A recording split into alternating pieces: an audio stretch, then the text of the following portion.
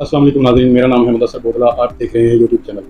नाज़रीन, आज हमारा मौजू है ईरान का एटमी प्लांट और ईरान के पास टोटल कितने एटमी हथियार हो सकते हैं। और नाज़रीन, मैं आपको बताऊंगा कि ईरान ने अब तक कितना टोटल यूरेनियम अफज़ूदा कर लिया है। नाज़रीन, जब पहाड़ों से यूरेनियम निकाला जाता है तो उसका नंबर होता है यूरेनियम 238। उसका नंबर होता है यूरेनियम 238। तो उसको अफज़ूदा करके यूरेनियम 235 में कन्वर्ट किया जाता है। तो नाज़रीन, सबसे पहले ईरान से शुरू करते हैं कि ईरान ने जो पहला एटमी प्लांट सूबा अस्फ़हान में लगाया वो है नतंज़ एटमी प्लांट। तो नाज़रीन, नतंज़ एटमी प्लांट जो है काशान शहर से तकरीबन 40 किलोमीटर दूर है और वो सहरा में है। जी नाज़रीन, वो सहरा में है और उसके अतराफ में पहाड़ हैं। तो वो सहरा में जो इन्होंने एटमी प्लांट बनाया है नतंज़, वहाँ पे भी सेंट्रीफ्यूजेस लगे हुए हैं और वहाँ पे यूरेनियम की अफज़ूदगी होती है। ये 2002 में बनाया गया था।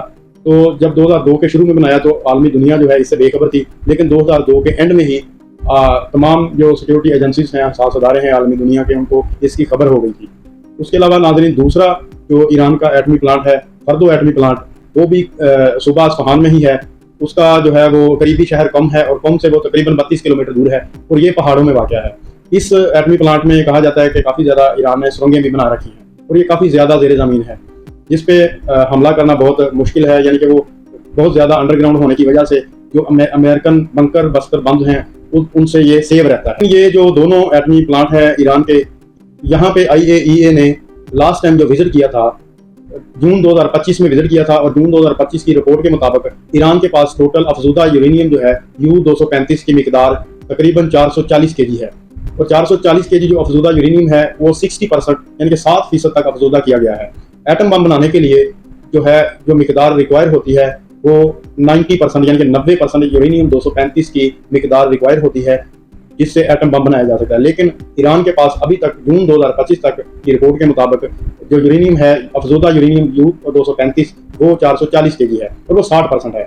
नाज़रीन, फरवरी 2026 में ईरान में IAEA की एक टीम आती है, वो विजिट करना चाहती थी, लेकिन किसी वजह से ईरान ने वहाँ पे 100% उनको विजिट नहीं करवाया, जिस वजह से आलमी दुनिया में तशवीश पाई गई और इसी की बिना पर जो है ये अटैक किए जा रहे हैं, ईरान के ऊपर हमला किया जा रहा है। इसके अलावा दूसरी वजह यह है कि ईरान कहता है कि यूरेनियम अफज़ूदा इसलिए कर रहा है वो एटमी बिजली घर बनाना चाहते हैं, इससे मेडिकल आइसोटोप्स और रिसर्च रिएक्टर्स जो है उसमें इस्तेमाल करना चाहता है, इसलिए वो ज़्यादा यूरेनियम अफज़ूदा कर रहा है। लेकिन नाज़रीन, जो तज्ज़ियाकार हैं, जो साइंसदान हैं, वो ये कहते हैं कि बिजली बनाने के लिए अफज़ूदा जो यूरेनियम 235 है वो सिर्फ 3% या 5% अफज़ूदा किया जाए, उससे भी बिजली बन सकती है। इससे ज़्यादा अगर आप इसकी मिकदार और परसेंटेज बढ़ाते हैं तो वो ज़ाहिरी बात है एटमी हथियार के लिए ही आप लोग इसकी अफज़ूदगी कर रहे हैं।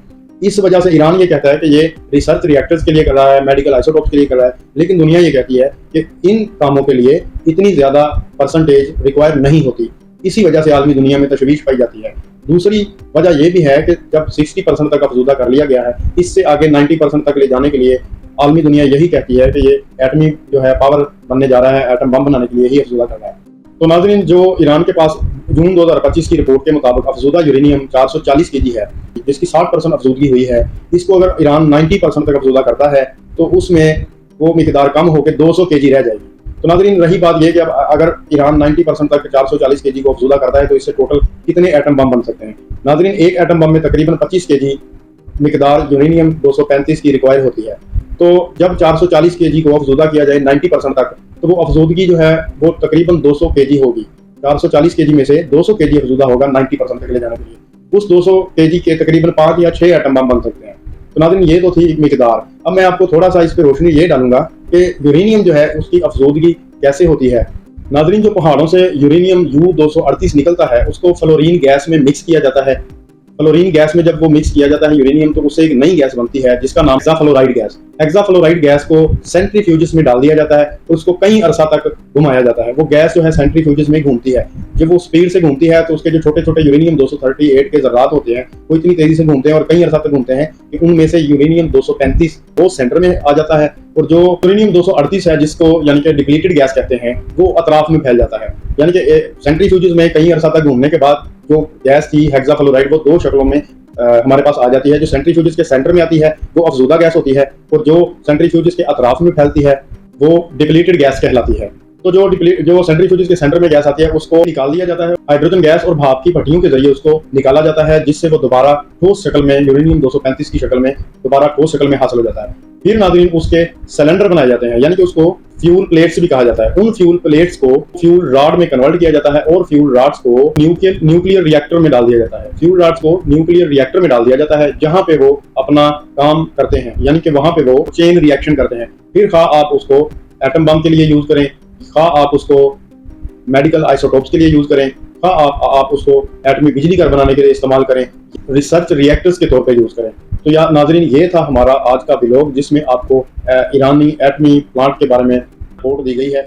नाजरीन, इससे अगले व्लॉग में मैं आपको बताऊंगा कि डोनाल्ड ट्रंप के बेटे को इस जंग में कितना फायदा हुआ, और ये जंग जिस तरह के इराक पर ये जंग मुसल्लत की गई थी एटमी हथियारों का नाम लेकर, लेकिन उसके पस मंजर में कुछ और था। इसी तरह ये ईरान जंग भी एटमी हथियारों का बहाना बनाकर शुरू की गई है, लेकिन इसके पस मंजर में मामलात कुछ और हैं। अगले व्लॉग में वो तमाम मामलात डिस्कस करेंगे जिन वजूहात की बिना पर ये एक्चुअली ये जो रियल स्टोरी है वो बताऊंगा मैं आपको कि जंग असल में क्यों शुरू की। नाजरीन, इजाज़त चाहूँगा। अल्लाह हाफिज़, मिलते हैं अगले व्लॉग में।